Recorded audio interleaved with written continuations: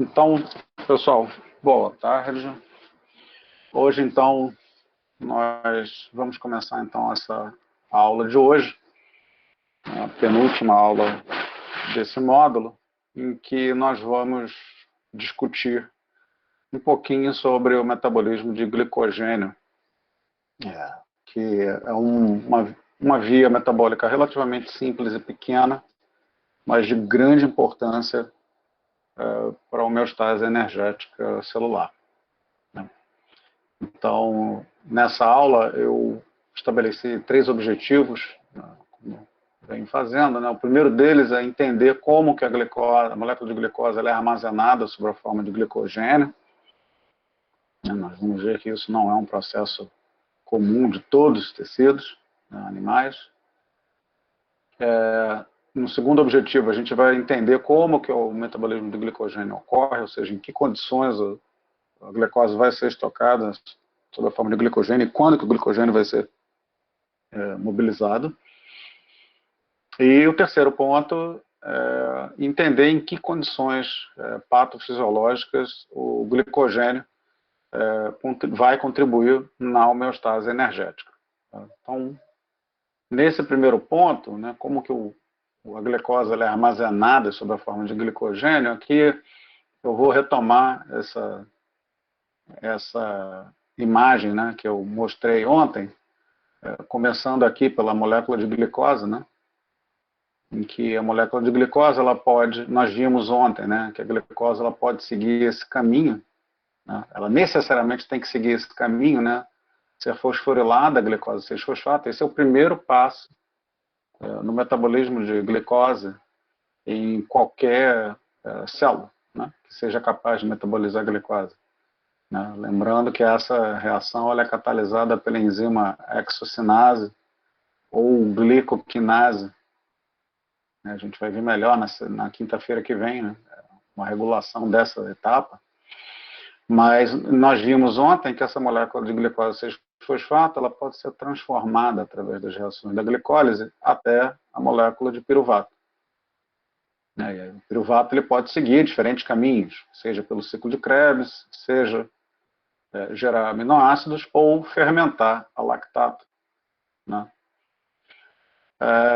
Hoje, o que nós vamos ver é que essa molécula de glicose 6-fosfato, dependendo das condições celulares, ao invés dela seguir este caminho na glicólise, ou seja, e com isso, obviamente, se esse caminho da glicólise acontecer, nós temos um subproduto muito importante dessa via, que é o ATP e NADH. Só que nem sempre isso vai acontecer. Existem situações particulares em que essa molécula de glicose 6-fosfato ela vai seguir este caminho aqui, na biossíntese desse polímero de glicose conhecido como glicogênio. Então, esse é o ponto inicial da aula de hoje. E considerando o nosso corpo, quer dizer, de que maneira a concentração de glicose no nosso sangue ela é mantida. Então, é importante aqui pontuar um aspecto que é o seguinte, se a gente considerar os 3 principais macronutrientes, proteínas, lipídios e carboidratos. Dúvidas? Alô? Alguém quer fazer uma pergunta? Não, professor, acho que meu áudio que ativou sem querer. Ah, tá, sem problema. Então, se nós considerarmos os 3 macronutrientes, proteínas, carboidratos e gorduras, nós sabemos que há uma certa capacidade de interconversão entre esses macronutrientes dentro do nosso corpo. Diferentes tecidos são capazes de transformar, por exemplo, proteínas em gorduras ou proteínas em carboidrato. Mas, por outro lado, gorduras não conseguem produzir carboidrato. A gente não consegue produzir glicose a partir de ácido graxo, por exemplo.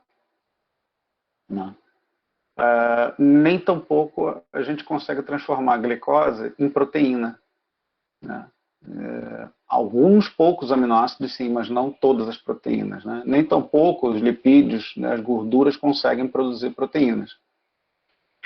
Por que eu estou comentando isso? Né? Isso é um ponto importante porque, veja, a concentração de glicose, né, o que faz os níveis de glicose serem mantidos? Né?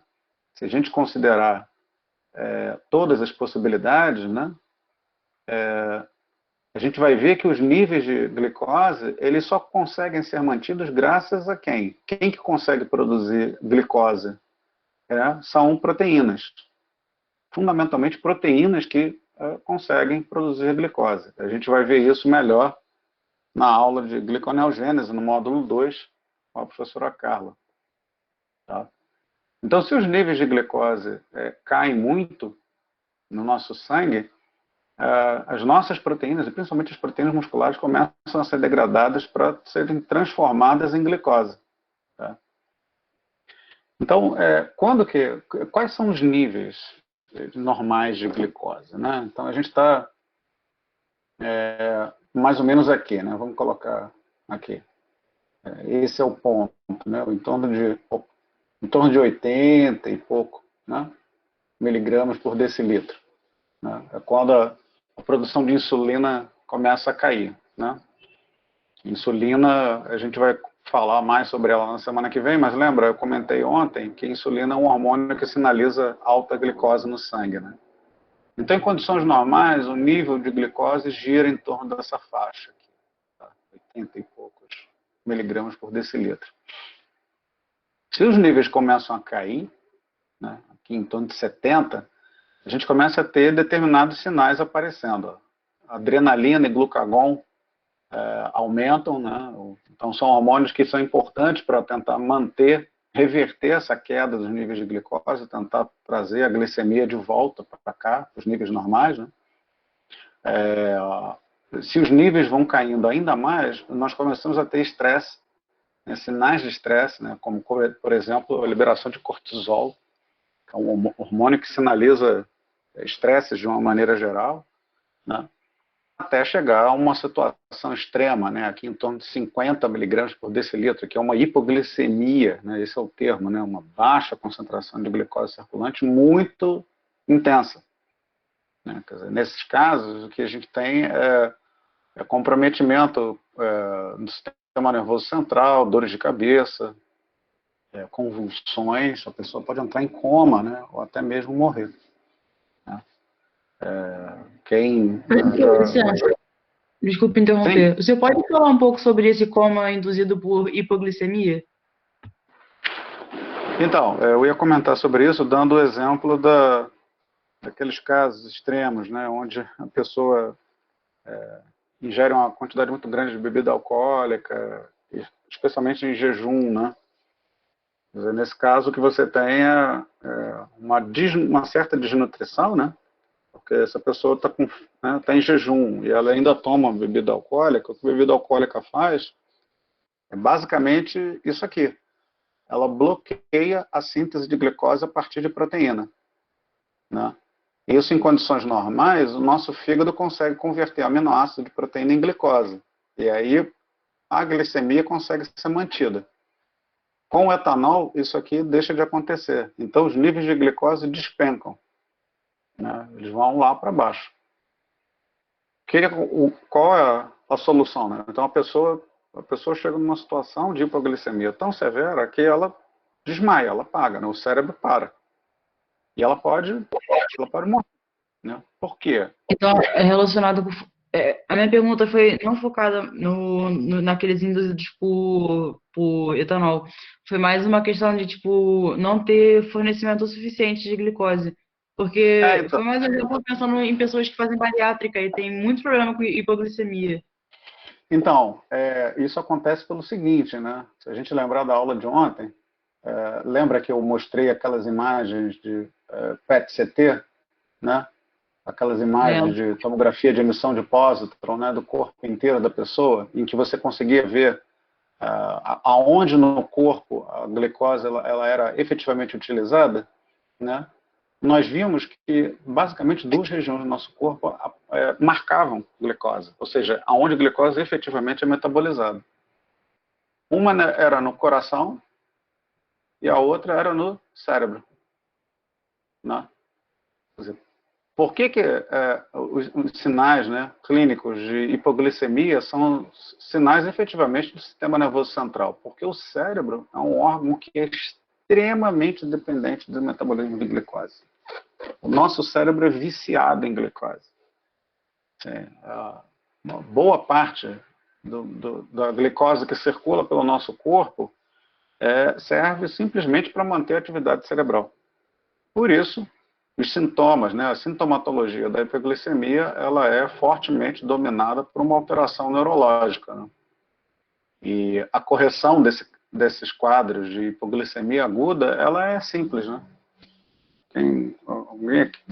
Talvez vocês já tenham passado pela experiência, né, de levar um colega seu tomou um coma aí, um coma alcoólico, entre aspas, né, bebeu pra caramba, tal, leva para o hospital. O que os médicos fazem com uma pessoa, né, um paciente desse? Glicose Glicose. na veia. Glicose na veia, né? Eu Porque o passei por coma, uma na situação verdade, parecida, mas foi levar minha mãe, porque minha mãe fez bariátrica, então ela tem muitos quadros de hipoglicemia. E ela desmaiou, tipo, eu tive que levar ela pro médico.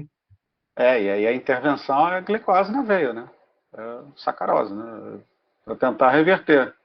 Porque nesse caso, com o fornecimento de glicose parenteral, né, diretamente na circulação, a recomposição da glicemia ela é muito rápida, né? Então, a disfunção neurológica ela é facilmente revertida quando os níveis de glicose retornam aos níveis normais, né? Então, é importante saber que existe uma variação que é normal ao longo do dia, né? Mas esses quadros extremos eles devem ser evitados, né? E o nosso corpo tem mecanismos fisiológicos de forma a evitar isso aqui, né? A evitar que esse nível extremo seja atingido, né? Se a gente observa as variações na concentração de glicose no sangue ao longo de um dia normal, a gente vai ver algo parecido com isso aqui, ó, né?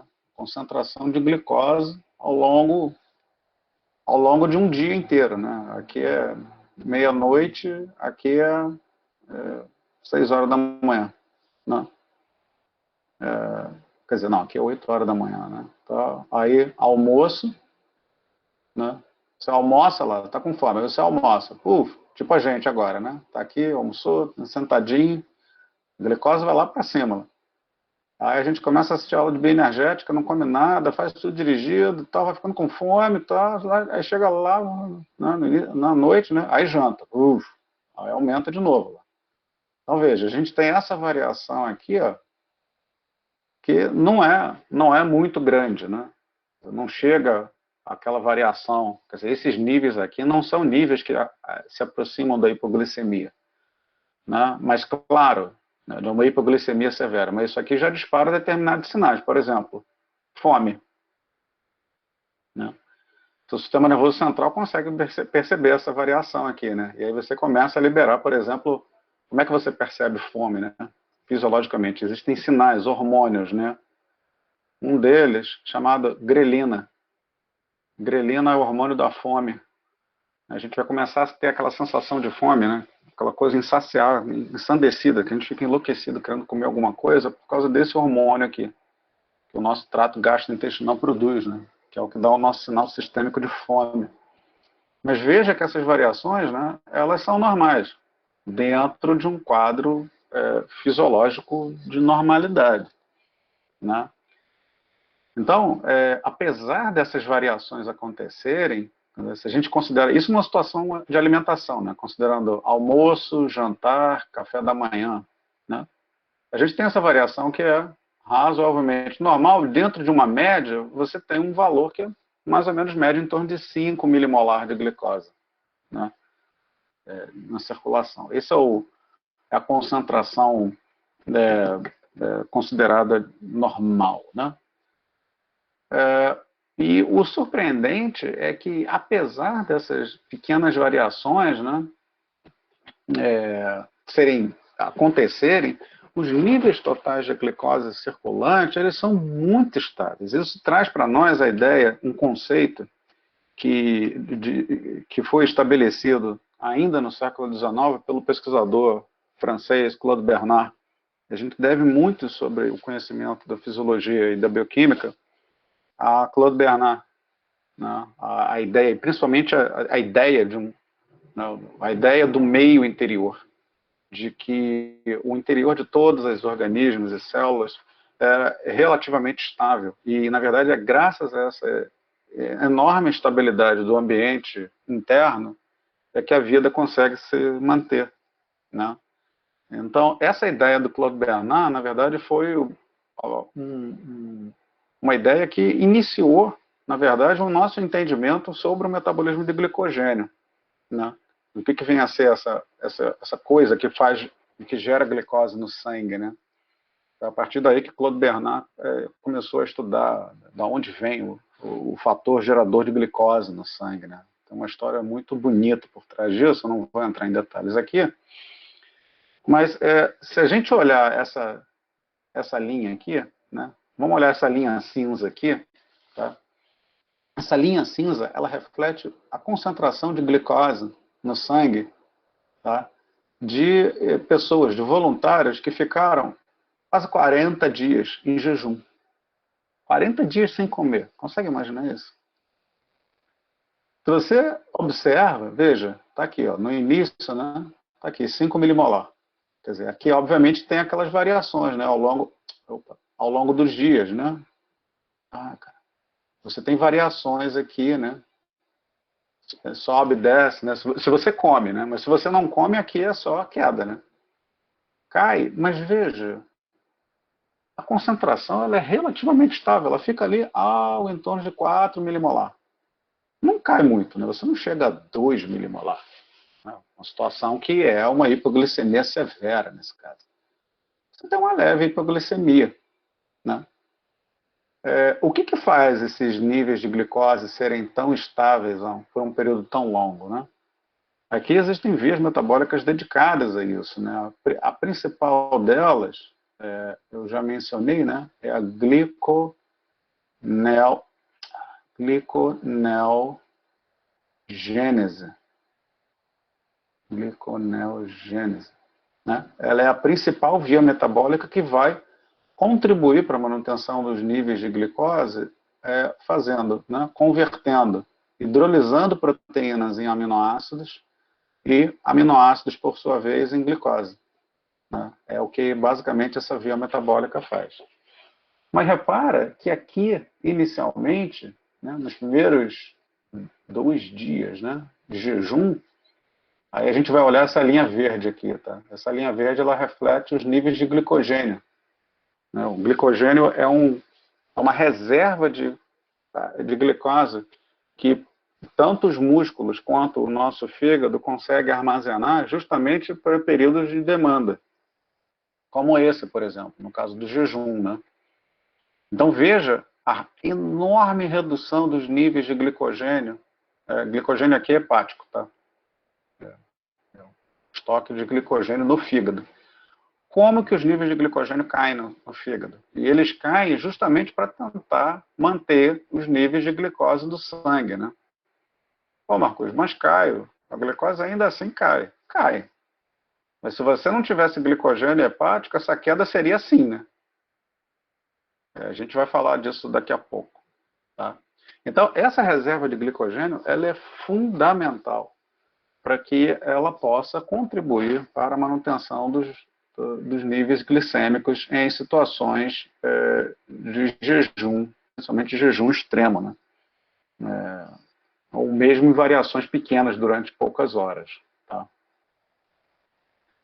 Se nós considerarmos, quer dizer, o glicogênio não é a única forma de estoque de reserva energética do nosso corpo. Na verdade, né, se nós formos contabilizar, né, considerando um indivíduo de 70 quilos, por exemplo, né, nós vamos ver que a maior parte da reserva energética do nosso corpo está nessa forma aqui, né, de triglicerídeos.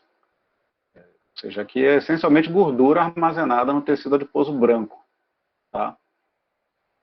Um indivíduo de 70 quilos, a gente pode ter até 15 quilos de gordura branca, né?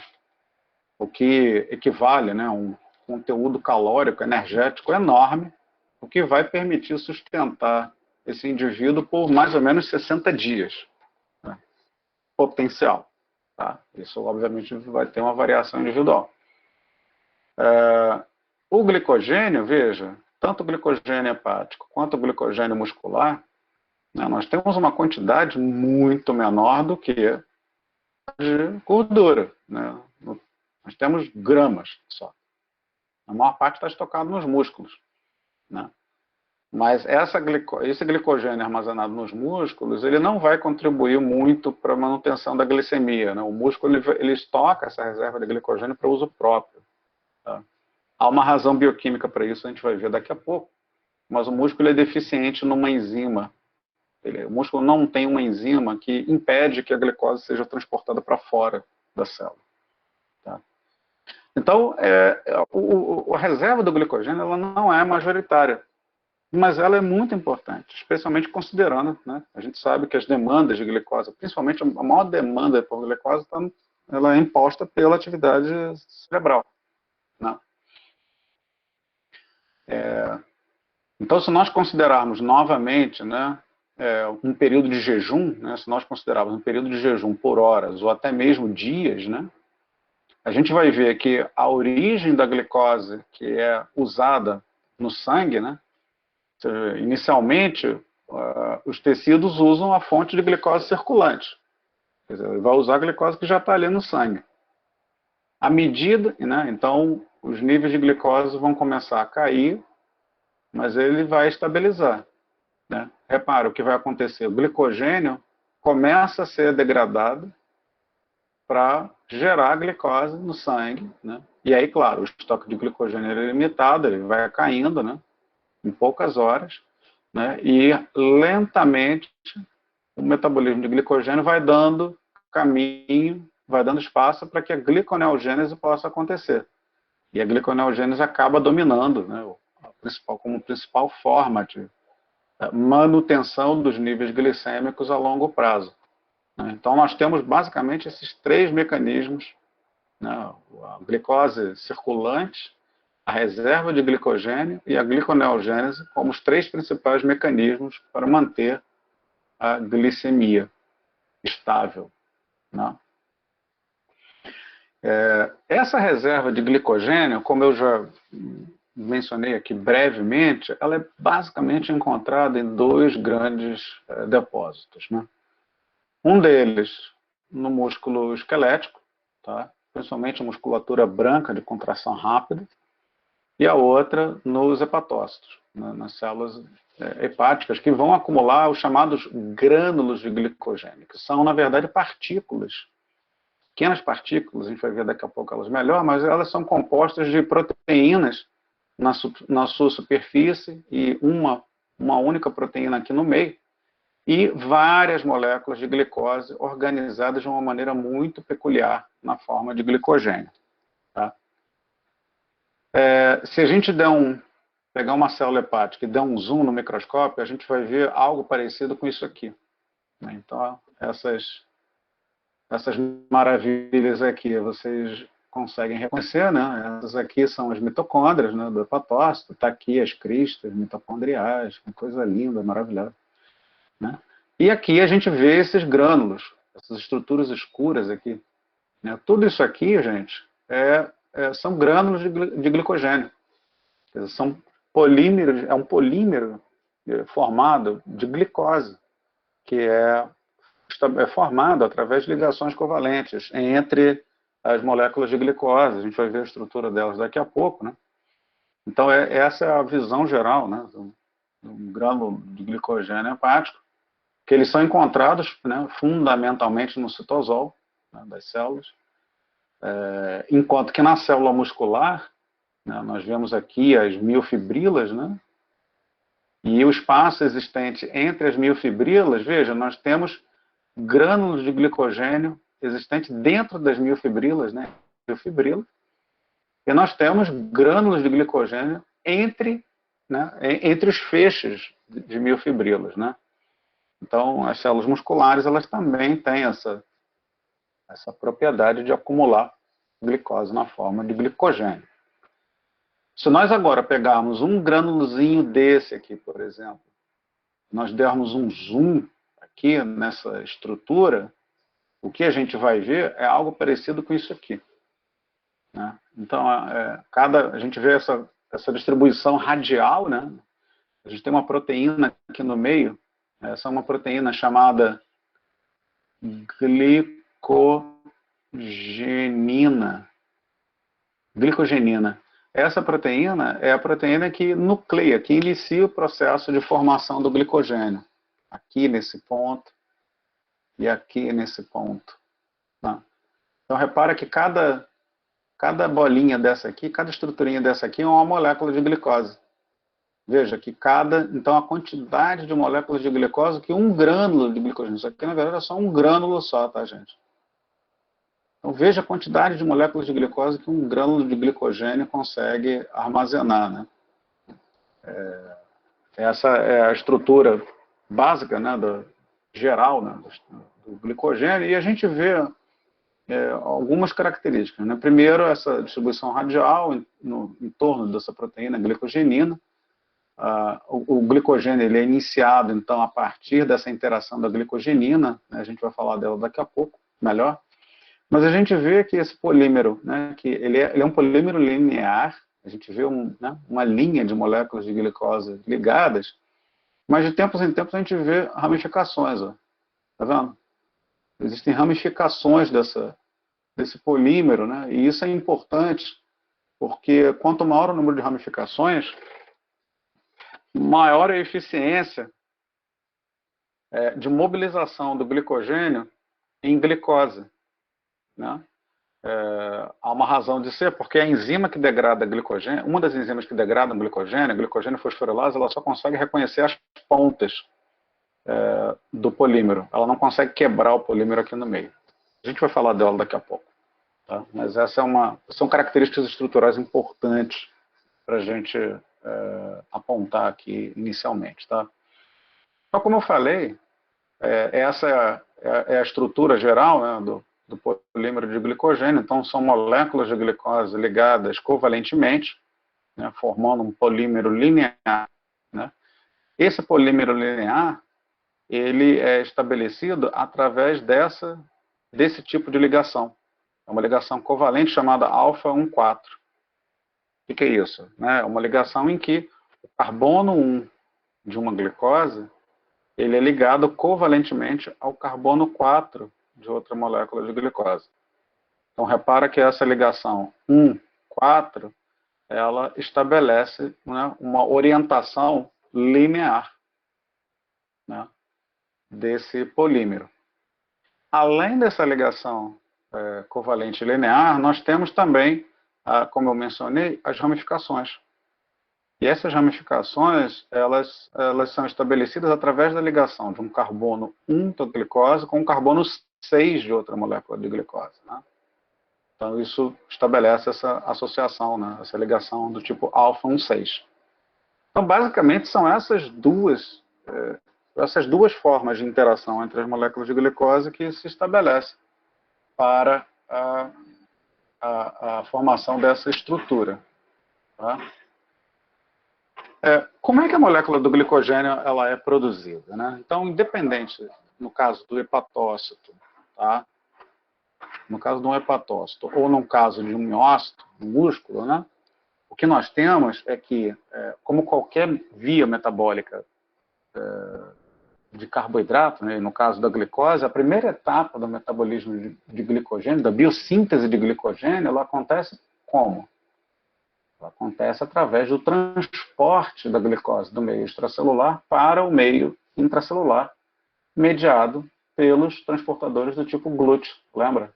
Que eu mencionei na aula de ontem, né? Então, os transportadores do tipo GLUT2 e GLUT4. Né?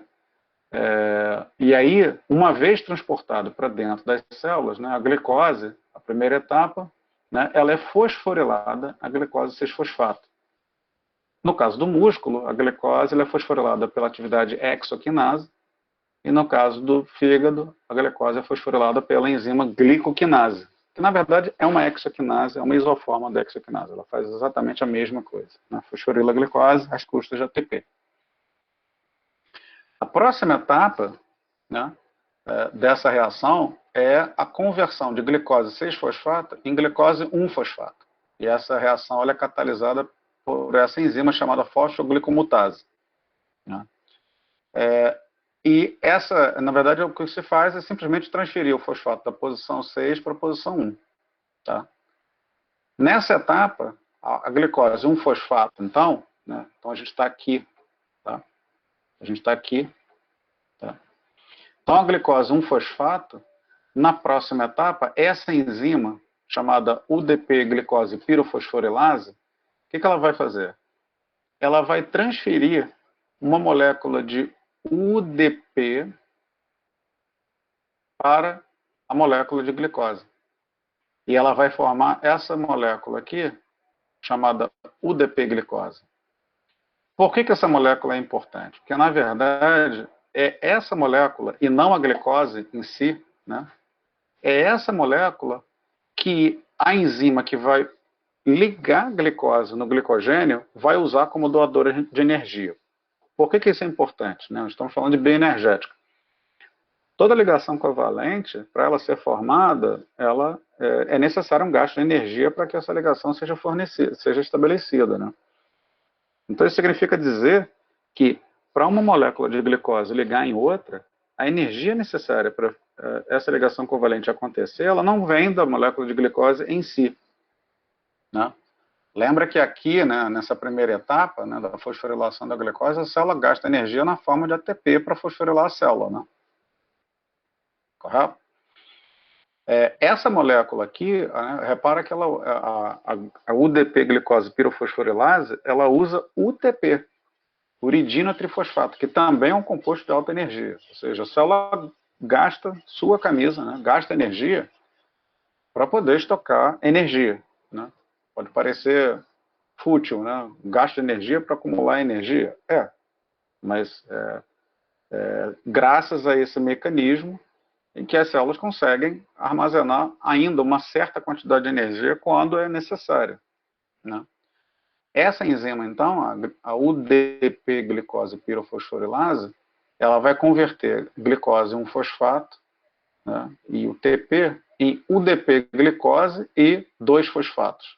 Né? Isso porque o que ela vai usar, na verdade, não é UDP, mas é UMP, uridina monofosfato. E aí esse fosfato fica junto desse, né, e formam 2.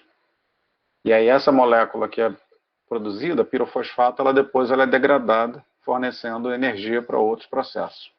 Tá?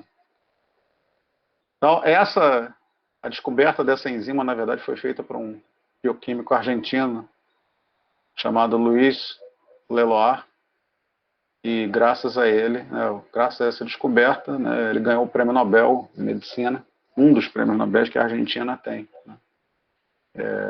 Então, é muito importante essa descoberta, e a partir desse composto, a UDP-glicose, né, a glicogenina, que é aquela enzima, né, que fica lá no meio da molécula do polímero de glicogênio, essa molécula, a glicogenina, o que ela vai usar como fornecedor de glicose e energia para formar uma ligação covalente? Ela vai usar o DP-glicose. Né? Então, um dos resíduos de aminoácidos da glicogenina, né, o resíduo de tirosina, ele vai ser glicosilado. Ele vai receber, esse resíduo de tirosina, ele vai receber uma molécula de glicose, vai ligar covalentemente aqui uma molécula de glicose à tirosina, e nessa ligação o DP é liberado. Ou seja, você tem liberação de energia aqui, né, que vai ser necessário para que essa ligação covalente aqui seja estabelecida. Tá? E a glicogenina, o que ela vai fazer é adicionar em múltiplas etapas, né, X vezes. Ele vai repetir esse processo inúmeras vezes a cada ponta de glicose, né, a cada terminação 4, né, no carbono 4 aqui, ela vai adicionando moléculas de glicose, estendendo o polímero na forma linear. Tá?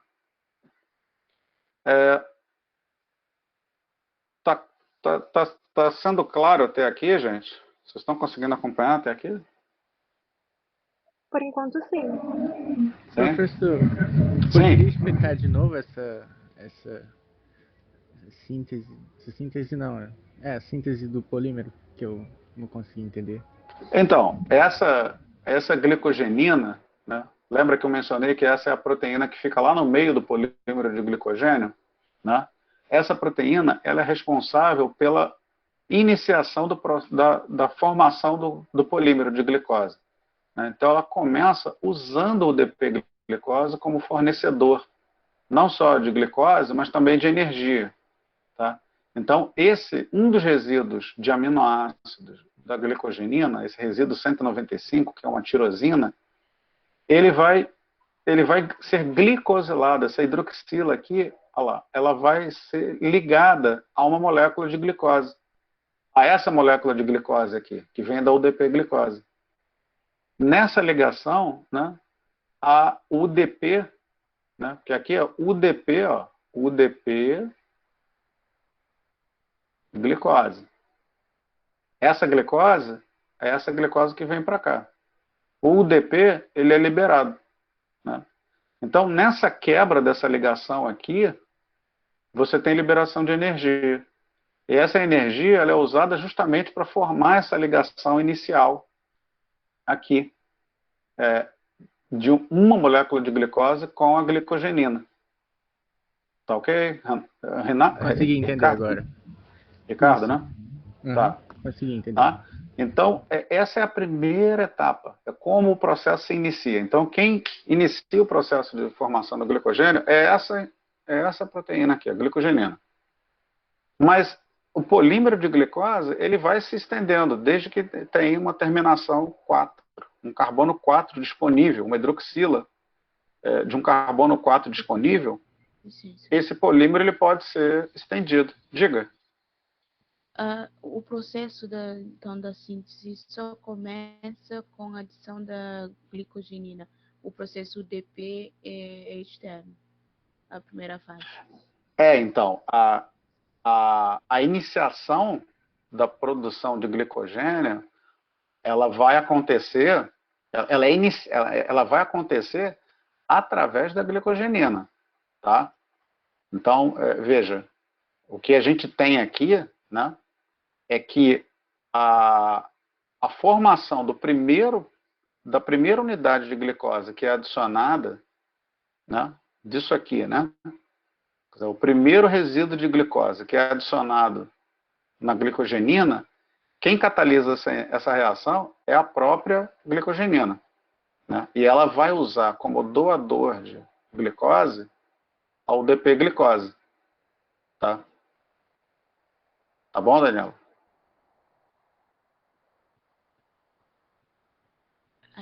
Ela primeiro faz a catalisação, depois a síntese. Então, ela primeiro, a glicogenina, ela vai primeiro glicosilar um único aminoácido, que é esse aminoácido 195 aqui. Tá? Depois que ela glicosilou esse aminoácido, veja, tem uma hidroxila no carbono 4 disponível aqui. Para que o polímero seja estendido, né, porque nós temos vários resíduos de glicose que vão ser adicionados de maneira linear. Né?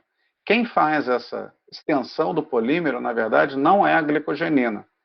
Aqui nós temos outra enzima que faz essa extensão do polímero, né? Que é a chamada glicogênio sintase.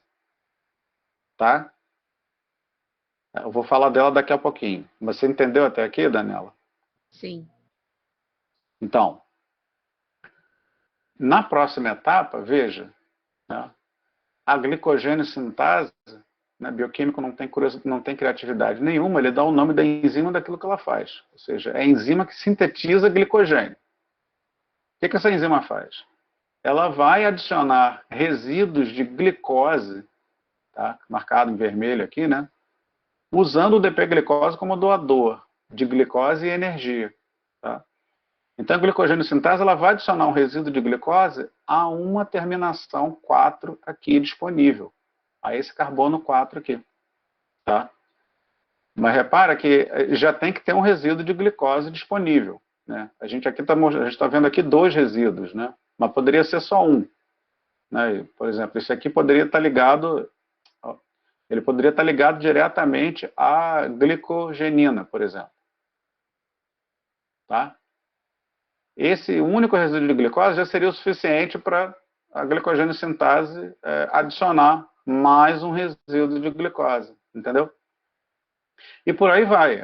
A glicogênio sintase ela é uma enzima que vai adicionando resíduos de glicose sempre nesse carbono 4 aqui, na posição 4. Claro, desde que haja o DP-glicose disponível. Tá? Então aqui a gente vê que a glicogênio sintase ela vai adicionando resíduos de glicose de maneira linear. Tá?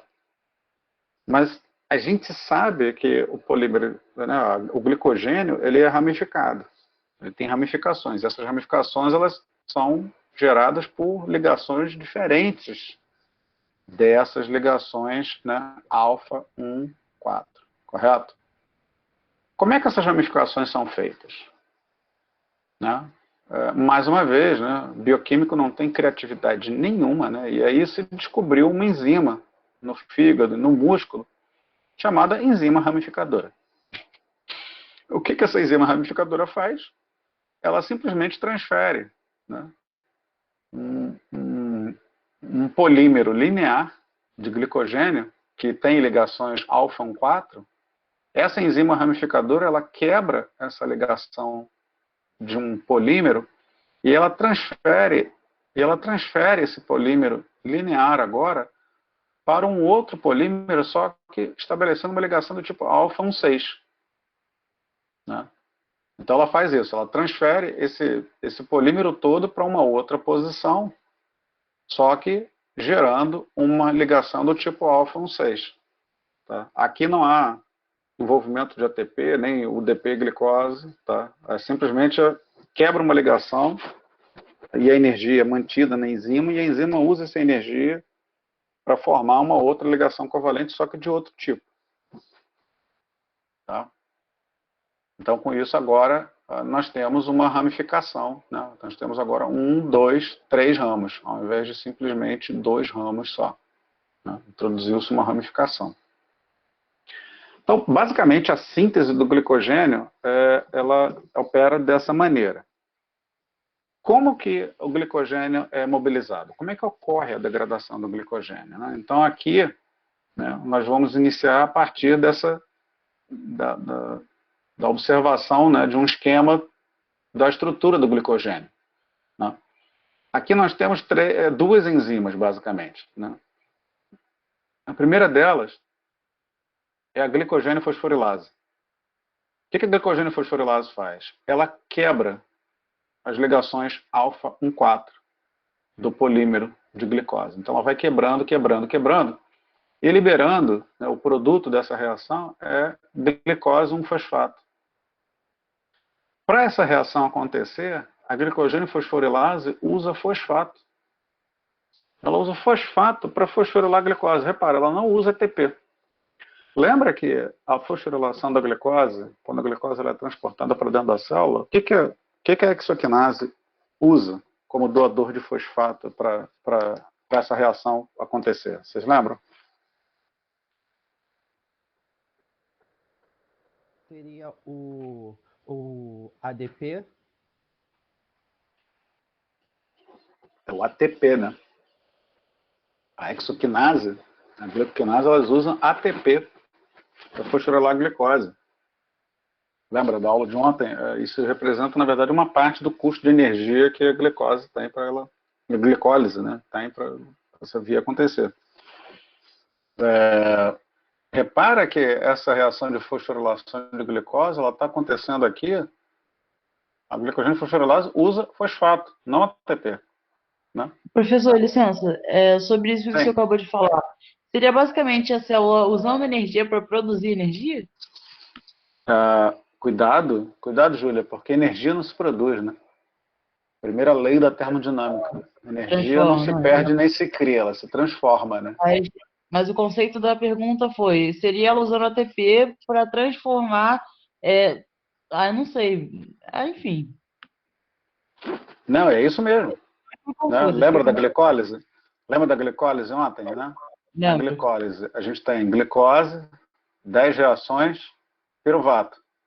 Né? Piruvato. Nessas 10 reações, o que a gente tem? A célula gasta 2 ATPs, né? Para as duas primeiras reações, né? Duas reações importantes no início da glicólise, só que ela depois no final faz o quê? Ela produz 4 ATPs. Né? De forma que o saldo final são o quê? O saldo líquido final é o quê? Na verdade, 2 ATPs. Lembra disso? Na aula de ontem? Lembro, sim. Ficou Então, mais claro. ela tem que gastar uma certa quantidade de energia para vir acontecer, para que depois o saldo final seja positivo, claro, porque senão, né, se o saldo líquido for 0 ATP, ela não vai ganhar nada, é um ciclo fútil, né? Um ciclo energético fútil. Quer dizer, não é o caso aqui, né? Nesse caso aqui, nós não temos, não é um ciclo fútil aqui no caso, né? Porque o metabolismo de glicogênio que nós estamos vendo aqui, na verdade, né, principalmente na degradação do glicogênio, a célula está fosforilando glicose usando fosfato. Né? Olha que curioso isso. Isso vai trazer uma diferença considerável. Daqui a pouco a gente vai ver isso, né? Então, essa reação catalisada pela glicogênio fosforilase não é uma hidrólise, né? Você não tem hidrólise, a enzima não usa água para quebrar essa ligação, ela usa fosfato. Né? E com isso ela produz glicose 6-fosfato. Né? Então é basicamente aqui, né, esse caso. Essa ligação é quebrada usando fosfato, né? Então você tem a produção de glicose 1-fosfato aqui já. Né? E o glicogênio sem um resíduo de glicose, porque saiu. Né? Então, a glicogênio fosforilase, ela só quebra aquelas ligações alfa 1,4. Tá? Mas a glicogênio fosforilase, ela não consegue quebrar aquela ramificação, aquela ligação alfa 1,6. Aqui, né, o que ocorre é que existe uma outra enzima, chamada enzima desramificadora, que o que ela faz, basicamente, é transferir uma parte, um pedacinho do polímero linear para uma ponta. Tá? Então, esse resíduo rosa aqui, ela passa para uma ponta disponível, e aí a enzima desramificadora vem e quebra essa ligação alfa 1,6, liberando aqui, nesse caso, só glicose, e não glicose 1-fosfato. Tá? Aí, uma vez o polímero linear, sem ramificações, a glicogênio fosforilase entra em ação de novo para degradar, né, por fosforólise, esse polímero, gerando glicose 1-fosfato. Tá? Então, de maneira geral, é isso que ocorre na síntese e na degradação do glicogênio. Mas eu quero enfocar nesse ponto aqui, porque isso traz um ganho energético importante e não deve ser desconsiderado. Repara, a quebra do glicogênio pela glicogênio fosforilase, ao produzir glicose 1-fosfato, de maneira independente do uso de ATP, significa que o saldo energético dessa glicose 1-fosfato, né, se a gente imaginar que glicose 1-fosfato, né, vai ser transformado em glicose 6-fosfato, e daqui, por exemplo, né, vai ser usado na glicólise, né, quer dizer, essa etapa aqui, né, da glicose até glicose 1-fosfato, repara, até a glicose chegar até aqui, não houve gasto de ATP. Nesse caso aqui, nós não temos ATP sendo usado para fosforilar a glicose. Ou seja, lembra que eu mencionei aqui na aula de ontem, né, que a célula gasta 2 moles de ATP por mol de glicose para que a glicólise possa acontecer? Quer dizer, nesse caso aqui, a gente não vai ter 2 do ATP sendo gasto, né? A gente só vai ter 1. Porque a glicólise, quer dizer, essa reação aqui, ela vai passar por fora. Ela não vai necessitar da atividade exoquinase. A exoquinase não vai ser necessária aqui para gerar a glicose 6-fosfato. Então, com isso, só 1 ATP vai ser gasto pela atividade fosfofrutoquinase. Qual é a implicação prática disso, né? A implicação prática disso é que o rendimento energético, né, da glicose Professor, que vem, sim, poderia explicar novamente, porque estava cortando o áudio. estava cortando? Tá. É. Então, eu vou começar explicando daqui então, Daniela.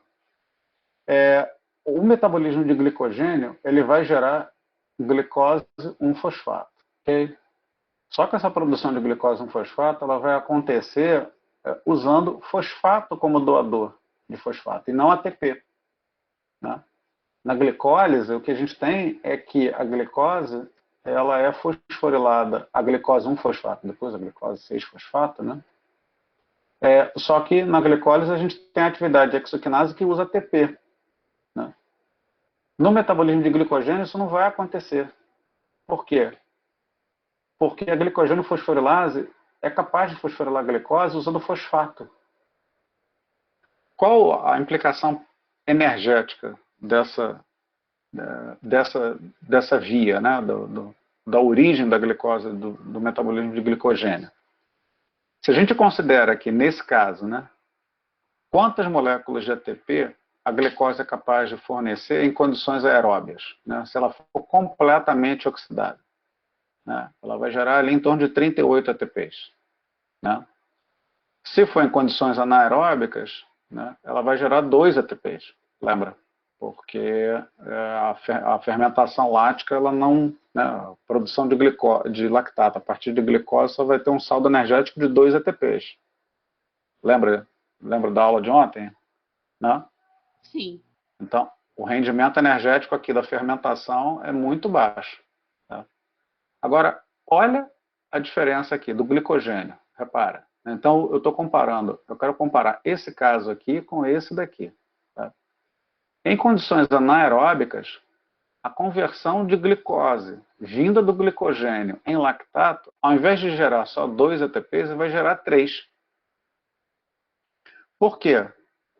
Lembra que o saldo energético da glicólise, né, o saldo líquido final, são 2 ATPs. Por quê? Né? A célula gasta 2 ATPs, né, em 2 reações da glicólise, mas ela produz 4. Correto, Daniela? Sim. Né? Então, o saldo líquido final são 2 ATPs. No caso do metabolismo de glicogênio, o que nós temos? A reação da exoquinase, né, aquela primeira reação do metabolismo de glicose, ela não vai acontecer. Por quê?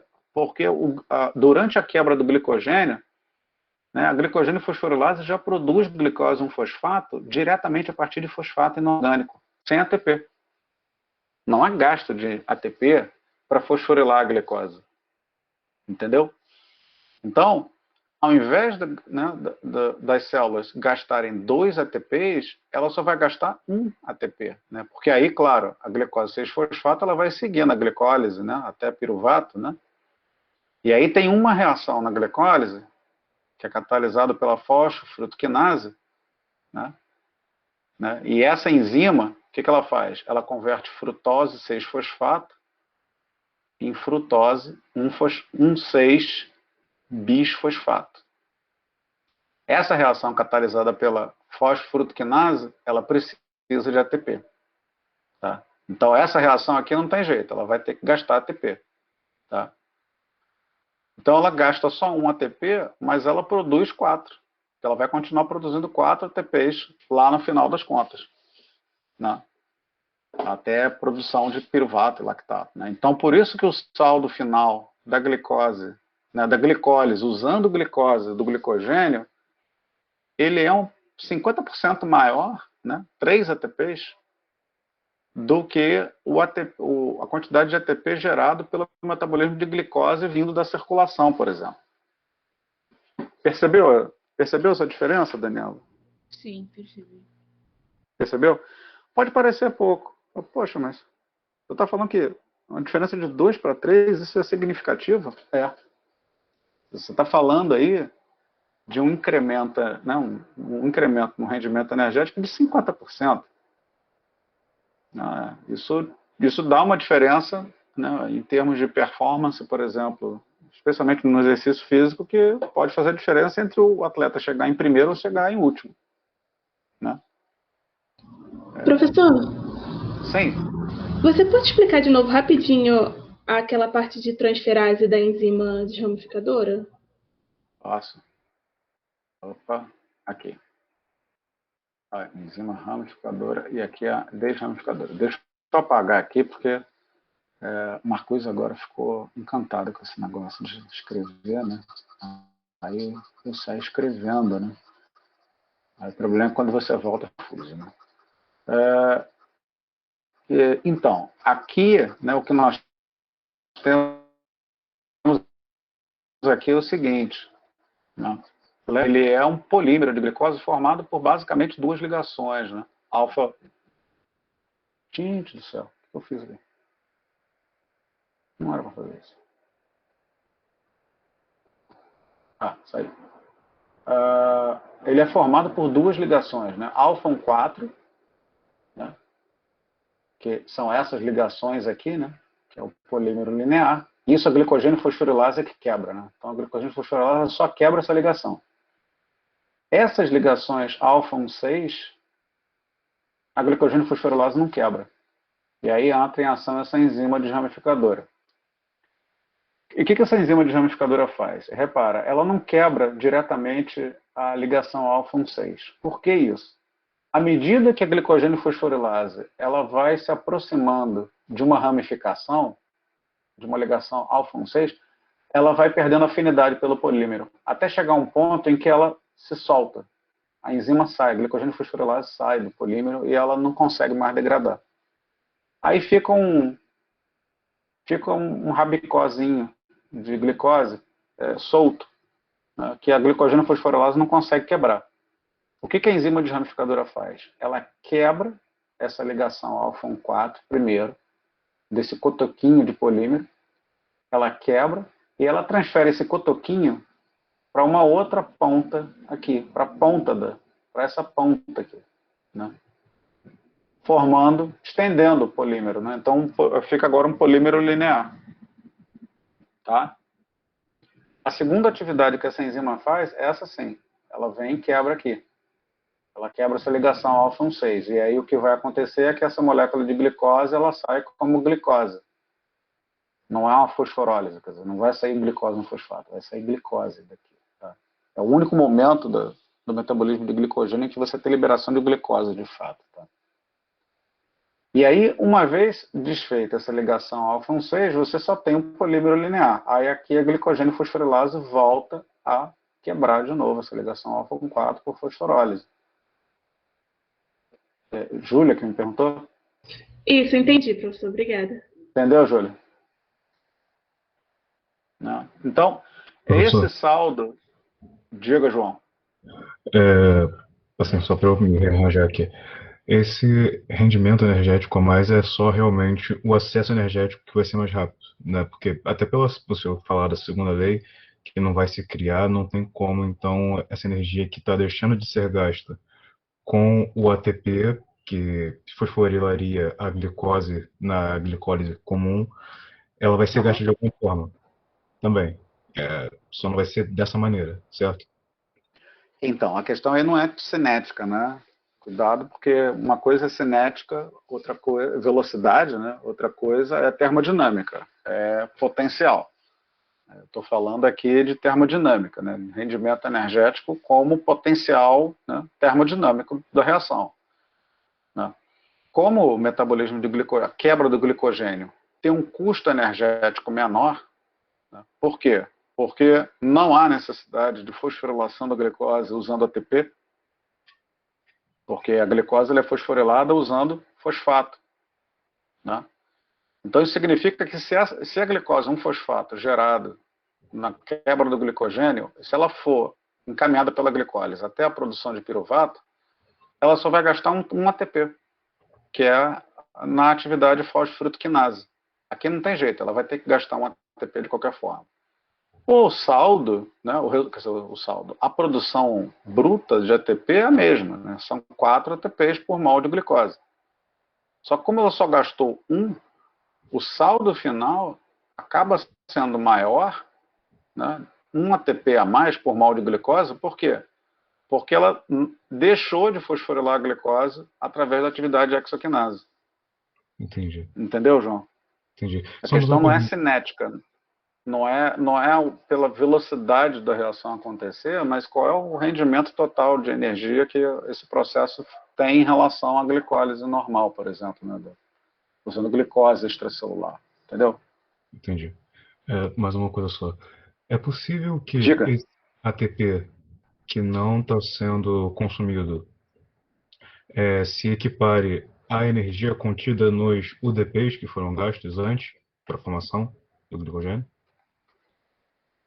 Então, lembra que, quer dizer, esse saldo de ATP aqui, a primeira coisa, em que condição a quebra do glicogênio vai acontecer? A gente tem que começar a pensar nisso, né?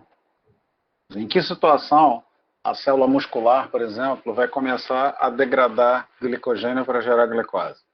Tem que ter um Hipoglicemia. sinal, né? Por exemplo, atividade física, né? Quando você tem alguma atividade contrátil, isso estimula, né, o músculo aumentando a sua demanda energética para sustentar a contração, né? Então, nesse momento, o músculo vai lançar a mão né, de vias de maneira orquestrada para que os níveis totais de ATP não mudem, né? Lembra daquele conceito de homeostase energética. Mesmo sob intensa demanda, os níveis totais de ATP eles são estáveis. Eles são estáveis porque, apesar da maquinaria contrátil hidrolisar ATP para a contração acontecer, as vias de produção de ATP vão ser ativadas. Correto? Então você tem esse equilíbrio, né, que é dinâmico, dinâmico porque ele vai mudar ao longo do tempo, dependendo dos sinais ambientais, né? Essa via catabólica que vai favorecer, ela é importante na produção de ATP, ela vai ser ativada. Tá? Então, você não vai ter estoque de energia na forma de ATP só. Quer dizer, a célula não vai se dar ao luxo de degradar glicogênio para gerar ATP e o ATP ficar paradão lá. Entendeu? Acho que essa é um pouco da ideia que eu quero deixar claro aqui. A célula só vai acionar essa via para gerar ATP porque tem algum sinal, né? Sei lá, contração muscular ou a glicemia caiu, né? Ela precisa gerar glicose para a circulação. Entendeu, João? Entendi sim. Obrigado, professor. Tá? Nada. Então, essa é uma grande vantagem que o metabolismo de glicogênio traz em relação à glicose, né? Um incremento de mais ou menos 50% no rendimento energético da glicose, oriunda da quebra do glicogênio. Tá? E aqui eu estou falando especificamente da quebra do glicogênio muscular, tá? Não hepático. Tá? Vou delinear isso melhor daqui a pouco. Tá? Bom, então, a glicose, né, nós vimos essa etapa, né, então o glicogênio sendo degradado pela glicogênio fosforilase, enzima desramificadora, né, ela gera glicose 1-fosfato, e essa molécula de glicose 1-fosfato, ela, invariavelmente, ela vai ser convertida em glicose 6-fosfato através daquela mesma enzima que nós vimos na síntese do glicogênio, né, a fosfoglicomutase.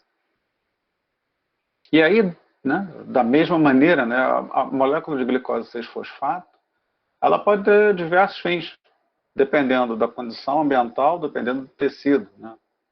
Ela pode ser usada na produção de ribose, de precursor de nucleotídeo poder redutor, né? Então isso aqui pode ser usado para a produção de nucleotídeo. Ou o poder redutor, por exemplo, na lipogênese, vocês vão ver isso melhor no módulo 2, com a professora Carla, muito importante aqui, o NADPH. Ou a glicose 6-fosfato, por exemplo, no fígado, né? Ela pode ser defosforilada por essa enzima, que é bastante expressa no fígado, chamada glicose 6-fosfatase. O que essa enzima hepática faz? Ela simplesmente defosforila o fosfato da glicose e gera glicose de novo. Lembra que eu comentei que a fosforilação da glicose é uma etapa crítica para manter a glicose dentro da célula? O hepatócito, ao expressar essa enzima, e essa enzima funcional, ela vai defosforilar a glicose, com isso os transportadores de glicose vão poder transportar a glicose para fora do hepatócito e, com isso, contribuir para a manutenção da glicemia sanguínea e dos outros tecidos. No caso do músculo, né, da célula muscular, né, a glicose 6-fosfato gerada a partir da degradação do glicogênio, ela vai ter basicamente um caminho, que é a glicólise. Então aqui a glicogenólise, né, a quebra do glicogênio, né, ela vai ser utilizada no músculo para um fim, né, que é produzir ATP para fins próprios. Tá? No caso do fígado, eu quero me concentrar aqui um pouquinho agora no fígado, né, porque essa é uma etapa muito importante para nós, né, lembrando os exemplos iniciais da aula, né, em que nós vimos que os níveis circulantes de glicose eles são altamente regulados e estáveis, mesmo em situações de jejum extremo. Né? Então, essa enzima, a glicose 6-fosfatase, né, que vai remover esse fosfato da glicose 6-fosfato, ela é uma enzima que é particularmente expressa no tecido hepático. Né? Então, no hepatócito, o que vai acontecer? Né? Essa enzima, a glicose 6-fosfatase, ela se localiza no retículo endoplasmático, tá? E a glicose 6-fosfato produzida, né, por exemplo, vindo da quebra do glicogênio, tá? Né, que vai acontecer no citosol, a glicose 6-fosfato ela é transportada para a luz do retículo endoplasmático, né? Tem um transportador de glicose 6-fosfato na membrana do retículo. E uma vez na luz do retículo, a glicose 6-fosfatase defosforila essa molécula, gerando glicose dentro da luz do retículo endoplasmático do hepatócito. O que a glicose faz? Ela é transportada primeiro para o citosol, através de um glúteo específico da membrana do retículo, e depois pelo glúteo 2, que é o transportador de glicose majoritário do fígado. E aí, então, a glicose é transportada para fora do hepatócito e cai na circulação. Tá? Lembrando que essa é uma enzima majoritariamente expressa no fígado. Tá? Nós não temos uma atividade de glicose 6-fosfatase autossuficiente para que a manutenção da glicemia possa ser mantida, por exemplo, no músculo. Tá? O músculo, nesse ponto, é um tecido muito egoísta e usa o seu glicogênio para fins próprios, enquanto que o fígado é um órgão totalmente altruísta. Né? Ele estoca glicogênio, mas para que outros tecidos usem, não ele. Né? Professor, licença. Uma coisa que eu não entendi também ainda um pouco sobre a aula de ontem. Eu não entendi a preferência do músculo em usar a glicogênese ao invés da respiração aeróbica. Então, a grande vantagem, isso é um ponto interessante, Júlia, a grande vantagem do uso da glicose, no primeiro momento, pela fermentação, né, e só depois na respiração, é o seguinte: a conversão de glicose a lactato, né, se a gente puder considerar isso de uma maneira bem simples, né? Nós temos glicose até lactato. Tá? Naquelas 11 reações que consiste essa transformação, né, nós temos ATP sendo produzido aqui em apenas 11 reações. Tá? Se a glicose ela for totalmente queimada em CO2 e água, aqui sim nós temos um problema que não é só termodinâmico, mas também é cinético. Né? É claro, né? A glicose, para ser transformada, ela tem que passar pela glicólise, ela tem que passar pelo ciclo de Krebs, tem que passar pela fosforilação oxidativa. Quer dizer, 10 da glicólise, mais 7 do ciclo de Krebs, mais sei lá quantas reações de oxirredução, né? Na respiração, mais a síntese de ATP, quer dizer, a gente tem aí quase 30 reações, né? Não dá, não, vai depender, né? Mais ou menos 30 reações. O que isso implica na prática? Isso implica na prática o seguinte, Júlia. A produção de ATP através da glicólise, ela é muito mais rápida do que a fosforilação oxidativa. Mas aí você vai lembrar, poxa, mas ela é mais rápida, né? Quer dizer, com 11 reações, você já consegue produzir ATP. A fosforilação oxidativa vai precisar de pelo menos 30 etapas. Vai demorar um pouquinho. O rendimento energético é maior. Né? O rendimento energético aqui, nesse caso, é em torno de 36 ATPs por mol de glicose. Né? Enquanto que o rendimento aqui é em torno de 2. Né? Vai depender se é glicose ou glicogênio que ele vai usar. Pode ser 2 ou 3, né? Como a gente viu. Então, essa é né? Por que a célula muscular prefere fermentar primeiro? Porque é mais rápido. Né? Até a fosforilação oxidativa conseguir realizar as 30 reações e, com isso, gerar ATP o suficiente para atender a demanda, a glicólise já fez 3 vezes o equivalente em velocidade da fosforilação oxidativa, entendeu? Entendi sim, professor. Obrigado. Perfeito. Então, esse é um exemplo peculiar, né, do fígado. O fígado tem essa característica de defosforilar a glicose 6-fosfato para que ela possa contribuir na manutenção da glicemia. Né? Isso faz com que, em situações de exercício físico de longa duração, né, veja, 240 minutos, né, 4 horas de exercício, né, em uma situação extrema, né? Qual a contribuição, né, o percentual da contribuição dos nutrientes para a respiração nesse caso, né? Se a gente olhar aqui, né, nós temos 3 possibilidades: ou a glicose circulante, ou lipídios circulantes, ou glicogênio muscular. Né? Repara que o uso de glicose circulante ele é relativamente estável ao longo, né, durante 4 horas de exercício. Ácidos graxos, olha que interessante, olha o que acontece com o uso de lipídio. Né? Ele vai aumentando. À medida que o tempo passa, você vê que a contribuição da oxidação de lipídios no sangue, né, na respiração, vai aumentando. E do glicogênio muscular, olha o que vai acontecendo ao longo do tempo. Vai diminuindo. Né? Ou seja, ao longo do tempo do exercício, a gente vê que as nossas células musculares elas vão mudando o tipo de combustível para sustentar aquela atividade, aquele trabalho. Né? Dentro daquela ideia, né? Nosso corpo é flex também, né? Não é só o carro.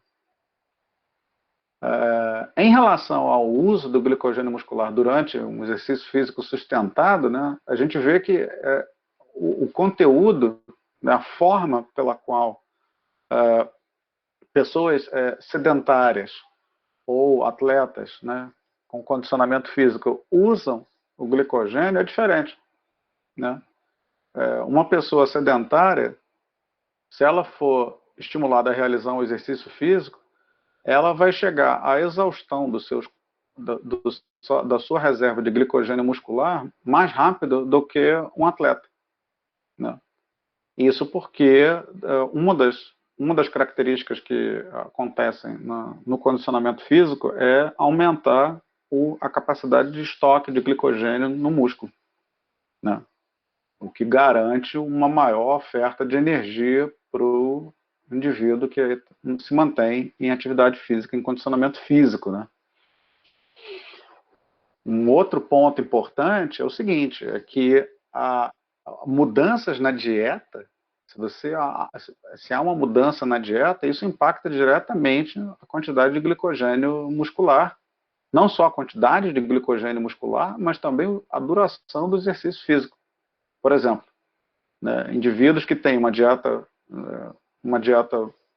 normocalórica equilibrada, né, eles têm uma determinada quantidade de glicogênio acumulado no músculo, né, que garante um potencial de realização de atividade física por um determinado tempo.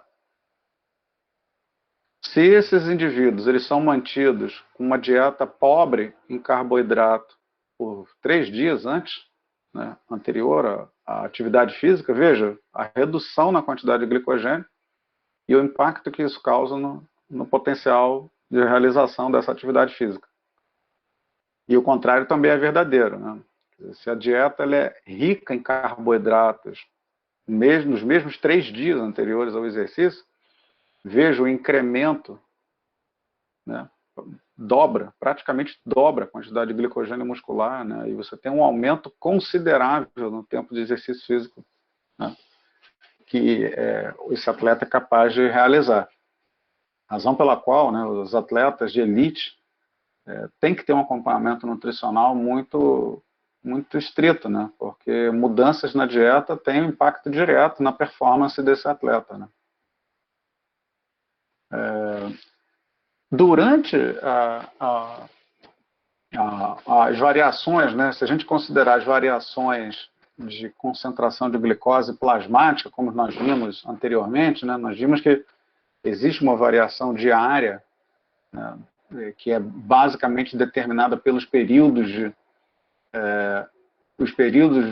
ingesta alimentar, ingesta calórica, né, o almoço, a janta e o café da manhã, né, nós vemos que a quantidade de glicogênio hepático, né, logo após o almoço, aumenta um pouco, porque, né, nós estamos, nesse momento, por exemplo, nós almoçamos, então o nosso intake calórico, nossa entrada calórica aumentou e com isso uma parte da reserva de glicogênio hepático aumentou, mas ela vai sendo mobilizada até chegar, né, novamente à janta e a gente come alguma coisa, aí o estoque de glicogênio hepático aumenta e durante a noite, né, durante o nosso sono, o nosso fígado vai mobilizar esse glicogênio para manter a glicemia durante o nosso sono, né, porque a atividade cerebral ela vai continuar acontecendo mesmo quando nós estamos dormindo.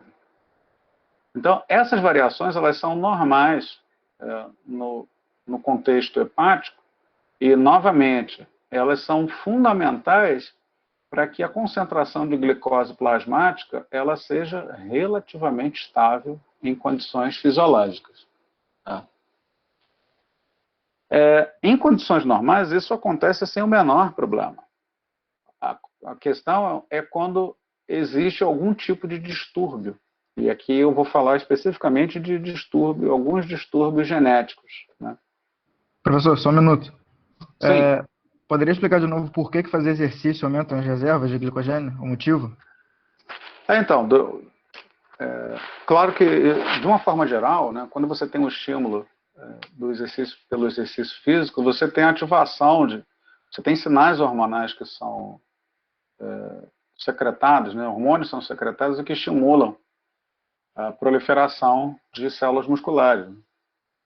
Então, um deles é a adrenalina, cortisol, né, fatores de crescimento que vão promover a expansão, né, o ganho de massa magra, né, de células musculares. Então, com o condicionamento físico, esses sinais eles vão prevalecendo, eles vão se mantendo estáveis ao longo do tempo e isso vai resultar no acúmulo, né, não só de massa, de massa muscular, né, que vai se refletir no incremento da quantidade de glicogênio muscular. Então, na verdade, esse incremento aqui ele é basicamente dado em função não só do tipo de dieta, né, eu estou mostrando aqui a dieta, mas também por conta do condicionamento físico, né? Então, as enzimas que são capazes de sintetizar glicogênio sintase, né? E a UDP, glicose pirofosforilase, são enzimas que são ativadas, né? A sua expressão delas é ativada pelo condicionamento físico, né? E da mesma maneira as enzimas do metabolismo de quebra de glicogênio, né? Glicogênio fosforilase, em particular, tá? Então, esses são sinais que são consequências que são diretas, né, do condicionamento físico.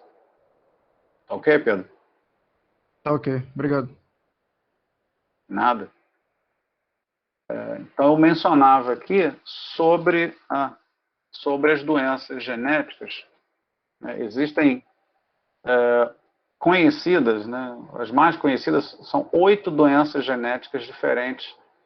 Doenças genéticas que são chamadas coletivamente de doenças do metabolismo de glicogênio. Tá? Então, cada uma dessas doenças ela se manifesta por uma mutação em uma das enzimas do metabolismo de glicogênio. Tá? Por exemplo, essa doença aqui, a doença de McArdle, ela se caracteriza pela deficiência da glicogênio fosforilase muscular. Né? Imagina o que deve acontecer com esse indivíduo, em termos de capacidade física, né? Ou, por exemplo, a doença de Hirsch. A doença de Hirsch, ela se caracteriza pela deficiência da glicogênio fosforilase hepática. Né? Imagina uma pessoa que não tem a capacidade de degradar o glicogênio hepático. Imagina qual é a consequência metabólica que isso deve trazer para esse indivíduo. O que vocês imaginam? Nesse caso aqui em particular. O que vocês imaginam que vai acontecer com essa pessoa?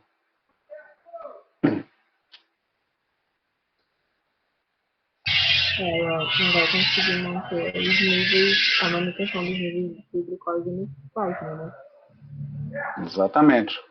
Ou seja, qualquer variação, qualquer pequena queda na quantidade de glicose no sangue, esse indivíduo ele não vai conseguir manter a glicemia. Ou seja, ele corre o risco de entrar numa situação de hipoglicemia severa. Né? Por exemplo, durante a noite. A pessoa tem que acordar de madrugada e comer alguma coisa, porque senão ela pode entrar em um coma hipoglicêmico dormindo. Né? Essa doença aqui, a doença de McArdle, ela também é muito impactante, né? Porque ela afeta a capacidade motora dos pacientes. Né? E eu quero dar um foco nela, né? Lembrando, então, que ela se caracteriza pela deficiência da glicogênio fosforilase, especificamente no músculo. Né? E aí, pensem, para que serve o glicogênio muscular? Né? O glicogênio muscular, o glicogênio muscular, ele tem uma importância que é o quê? Né? Ele vai ser mobilizado para gerar glicose e que, por sua vez, vai ser usado para gerar ATP. Né? Ou seja, o músculo ele não está interessado em manter a glicemia, até porque ele não tem a glicose 6-fosfatase. Né? Então, esse ATP aqui ele vai ser necessário para manter contração muscular. Né? O problema é que os pacientes com doença de McArdle não têm a capacidade de formar a glicose a partir de glicogênio, porque ele não tem a glicogênio fosforilase no músculo. Como é que vocês podem pensar numa maneira simples de corrigir a fraqueza muscular dos pacientes com doença de McArdle? Injetar glicose diretamente? Injetar glicose? Bom, mas injetar... Ninguém gosta de ficar tomando injeção, né? Pensa assim, né? Oi? Uma imunoterapia? Não sei. Eu pensei em alguma terapia-alvo que pudesse induzir a produção da fosforilase. Mas aí é caro. Isso é muito caro. Terapia genética é muito caro. tem uma maneira bem mais simples, né? Porque o problema... É no meio entre o caro e o aplicável. Exato. O problema todo é o seguinte, ele não consegue fazer isso aqui, né? O que ele precisa é disso. Tá? E ele só vai precisar disso quando? Não é o tempo todo, né? Esse paciente com a doença de Macardo é o músculo que é afetado, não é o fígado. Ou seja, ele não tem problemas com a glicemia. A concentração de glicose dele no sangue é relativamente estável. O problema dele é o quanto de glicose ele consegue gerar dentro do músculo. Aí, pô, quando que o músculo efetivamente vai precisar de glicose, né? Quando a contração muscular for requerida, né? Não é verdade? Quando que isso vai acontecer? Pô, pensa, né? Essa pobre coitada, né? Do paciente com a doença de Macardo, né? Ele quer jogar futebol. Ele quer jogar o futebol dele do sábado. Né? Só que ele não consegue jogar futebol direito, né? Como é que você pode corrigir isso? De maneira simples. Oi? Não fazer exercício físico? Ah, mas aí não dá, né? Pô, ele vai ficar lá do lado de fora do campo querendo jogar e não vai conseguir. Mudança na dieta? Como? Eu acho que acrescentando Mudança. mais como é que caralho, desculpa, carboidrato, enfim, você me entendeu. Adicionando mais Carboidratos. carboidratos e açúcares de modo geral na dieta. Pois é, Júlia. Né? Repara, né, um detalhe aqui. Né? Todas as formas para tentar reverter esse quadro clínico da doença de Macardo, já foi tentado um monte de coisas. Né? Algumas ideias que vocês sugeriram já foram testadas, né? E todas elas são sempre complexas, especialmente na hora de fazer a transferência desse conhecimento para a clínica, para a prática, né? Lá na ponta, né? Para o paciente. E aí é muito interessante, um trabalho que foi publicado em 2003, gente. 2003 só. Não tem muito tempo isso.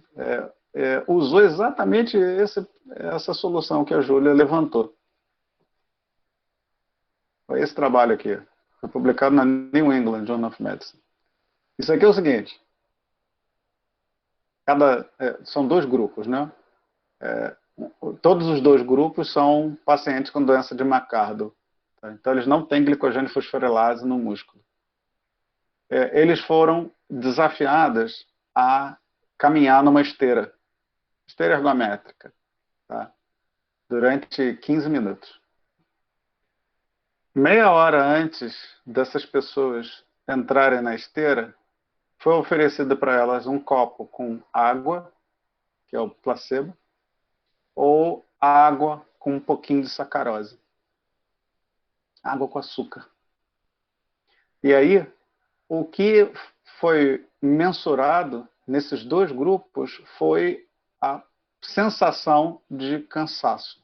Né? Há uma escala de percepção que é mensurado pelos fisiologistas, mas que define cansaço. Né? O quão cansado a pessoa fica. Quanto maior foi esse índice, maior é a sensação de exaustão das pessoas. Repara a diferença. As pessoas com doença de Macardo que tomaram aguinha com açúcar antes de entrar na esteira, elas ficam muito menos cansadas do que aquelas que tomam simplesmente água. Claro, os não doentes de Macardo, eles ficam aqui embaixo. Tá? O controle. Tá? Mas percebe essa diferença, né? Quer dizer, você consegue tornar um indivíduo que tem a doença, uma doença genética, você consegue melhorar a qualidade de vida dele simplesmente com uma intervenção nutricional extremamente simples. Não tem terapia genética, não tem nada, né, tecnologicamente complexo aqui. Simplesmente entender um pouco de metabolismo e trazer uma solução simples dessa. Né? Esse trabalho é fantástico. Eu acho Eu acho esse trabalho lindo, porque é como a medicina, né, pode trazer soluções práticas, né, usando um conhecimento fundamental de bioquímica, né, de metabolismo. Com isso, então, a gente encerra, que a gente conclui a aula de hoje, né? Então, lembrando que o glicogênio é um polímero de glicose, ele ocorre principalmente no fígado e nas células musculares de mamíferos, né? Ocorre em levedura também, né? Eu não mencionei ela.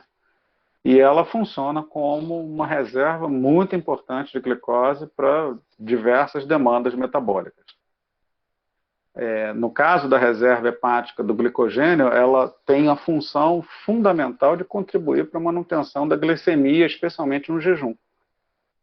Enquanto que a reserva de glicogênio muscular ela vai contribuir principalmente para a manutenção da contração a curto prazo. E doenças genéticas associadas ao metabolismo de glicogênio, eles causam importantes alterações da homeostase de glicose e são muito sérias, né, podendo levar o indivíduo a óbito caso não haja uma forma de correção da glicemia nesses casos. A bibliografia recomendada, literatura básica, sempre Stryer, disponível gratuitamente no NCBI, e os sítios na internet, aulas na internet que eu recomendo também, caso vocês queiram informações adicionais a essa aula.